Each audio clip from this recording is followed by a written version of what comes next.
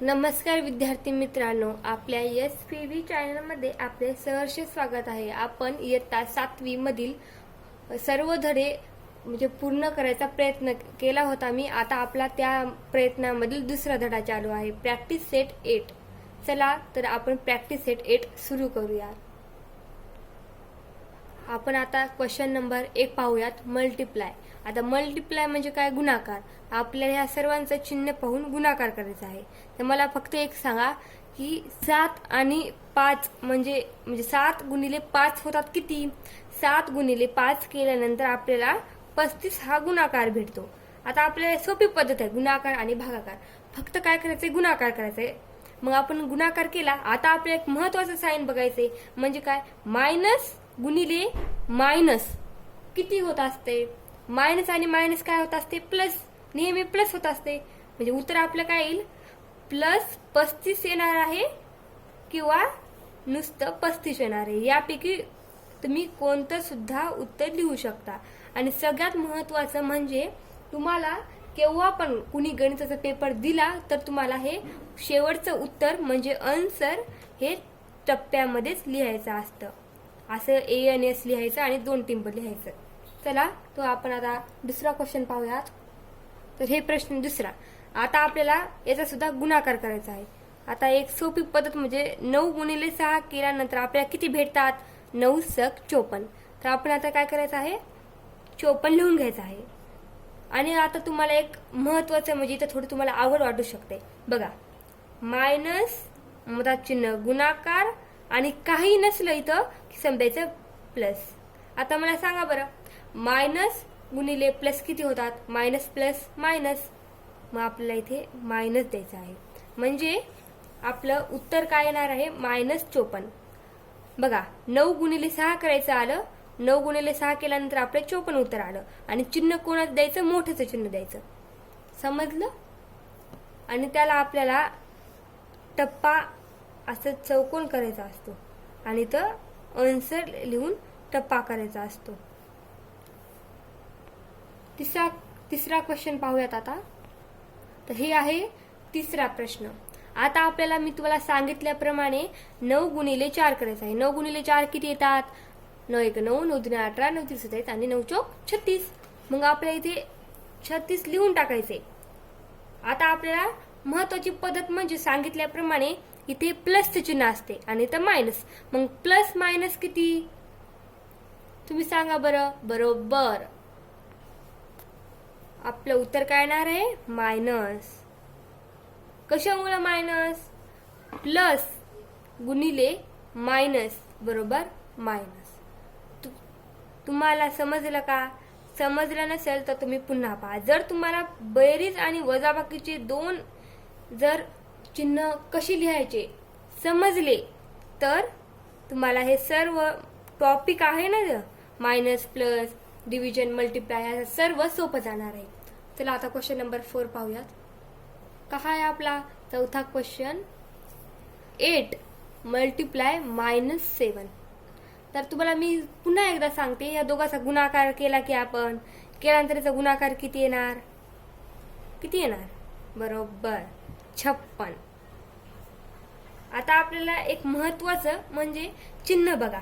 चिन्ह काय आहे? इथे प्लस मल्टिप्लाय मायनस, मग काय येणार आहे? मायनस। मग आपल्या इथे मायनस असं लिहून टाकायचं। हे झालं आपलं आन्सर। तुम्हाला जर आपल्या 7वीचे सर्व प्रॅक्टिस सेट जर पाहायचे असतील 7वीचे, तर तुम्ही आमच्या चॅनलला जाऊन पाहू शकता। हे तुम्हाला जर असे सोप्या ट्रिक्स आवडत असतील तर लाईक आणि सबस्क्राईब करा। क्वेश्चन 5 पाहूयात। तर क्वेश्चन 5 नंबरचा काय आहे? -124 मल्टिप्लाय -1। आता हे खूप सोपं आहे। तुम्हाला एवढं माहित आहे की मायनस आणि मायनस प्लस होत असते, प्लस होतो ना, तर मग आपल्याला काहीच करायचं नाही। पहिले या दोघांचा गुणाकार करायचा। गुणाकार केल्यानंतर 124 124 येणार आहे। हे खूप सोपा गुणाकार आहे। आता 124 आलं, आता चिन्ह कोणतं द्यायचं सांगा बरं? मायनस गुणिले मायनस किती वेळा असते? प्लस। मग तसंच आपल्याला काय करायचं आहे? इथे काहीच चिन्ह द्यायचं नाही किंवा प्लसचं असं चिन्ह द्यायचे. प्लसचं चिन्ह दिलं ना आपल्याला इथे असं आन्सर लिहायचं आणि असा डब्बा करायचा. असा डब्बा आता का करायचा सांगू का? तुमचे जर शिक्षक तुमचे उत्तर चेक करत असताना तुमच्या टीचरला असं माहित तर पाहिजेत ना उत्तर कोणतं आहे खरं. कोणतं उत्तर खरं माहित नसल्यावर तुमचे शिक्षक कसे हे करू शकतात, राईट करतील किंवा तुम्हाला मार्क देतील. त्यामुळे मी असा डब्बा करायला सांगते. क्वेश्चन नंबर 6 बघूयात. आता क्वेश्चन 6 मध्ये काय दिले आपल्याला? -12 मल्टिप्लाय -7.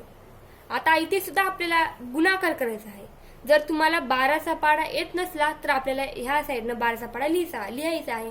आणि जर येत असला तर डायरेक्ट असं आपण करू शकतो 12 7 84. मग काहीच नाही, 12 7 84 केल्यावर आता आपल्याला चिन्ह द्यायचं आहे. चिन्ह कोणतं द्याल?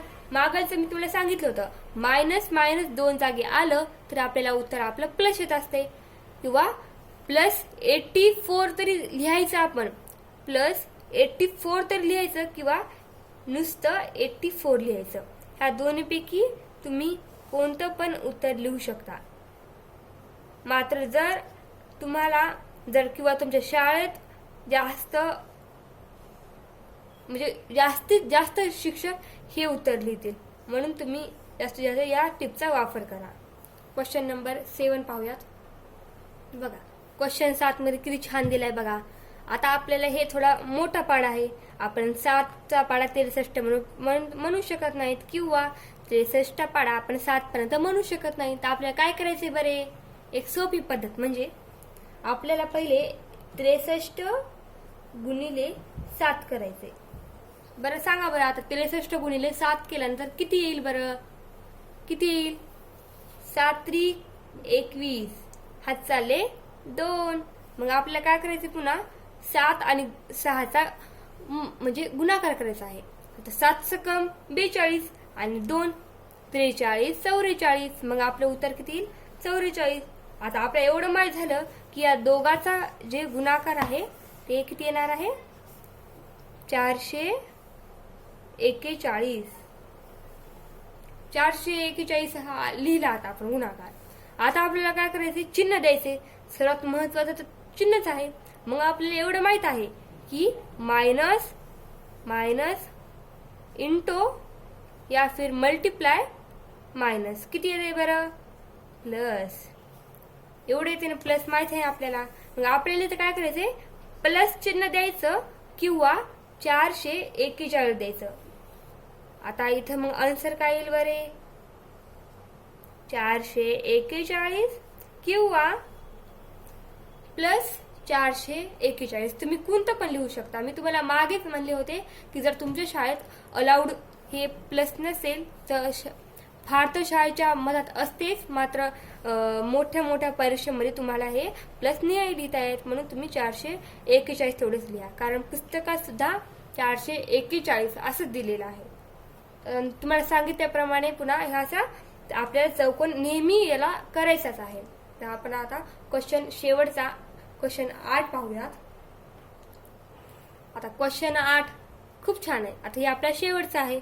मग आपल्याला काय करायचंय? तुम्हाला सांगितलं, मी मागं सुद्धा सांगितलं होतं की 7 गुणिले 15 आले. आता इथे काय करायचंय? दोन्हीचा पहिले आपल्याला गुणाकार करायचा आहे. त्या दोघीचा गुणाकार केल्यानंतर किती येईल? जर तुम्हाला डायरेक्ट येत नसेल तर तुम्ही 15चा पाढा लिहू शकता, किंवा जर येत असेल तर तुम्हाला डायरेक्ट असे लिहायचे 15 7 105. आता 105 आपण लिहिलं. आता चिन्ह कोणतं द्यायचं हे तुम्हाला माहित आहे की plus multiply minus multiply plus किती येते बरं? किती येत असतं? तर किती येत असतं? बरोबर मायनस. बरोबर. तुम्हाला जर हे चिन्ह माहित असले ना कोणत्या वेळेस कोणतं येईल तर तुम्हाला हे धडा, हे चॅप्टर एवढा सोपा जाणार आहे. तर आपले जर किती येणार आहे? -105. आता याला आपण आन्सरचं चिन्ह लिहून एक चौकोन करणार आहोत. तुम्ही हे करा. तुम्हाला हे असं जर केलं ना तुम्हाला खूप मार्क भेटणार आहेत. परीक्षेत पैकीच्या पैकी भेटू शकतात. तर शेवटला आता आपला व्हिडिओ संपलेला आहे. प्रॅक्टिस सेट झालेला आहे आणि तुम्हाला आता डिव्हिजनचा सुद्धा मी आता काही वेळाने तुम्हाला प्रॅक्टिस सेट पाठवणार आहे. तोपर्यंत माझे जर व्हिडिओ तुम्हाला आवडत असतील तर कृपया लाईक करा, सबस्क्राईब करा आणि सगळ्यात महत्त्वाचं म्हणजे की तुमच्या मित्रांना व्हिडिओ शेअर करत जा, म्हणजे जेणेकरून त्याला सुद्धा सोपं जाऊ शकते. धन्यवाद. Thank you so much.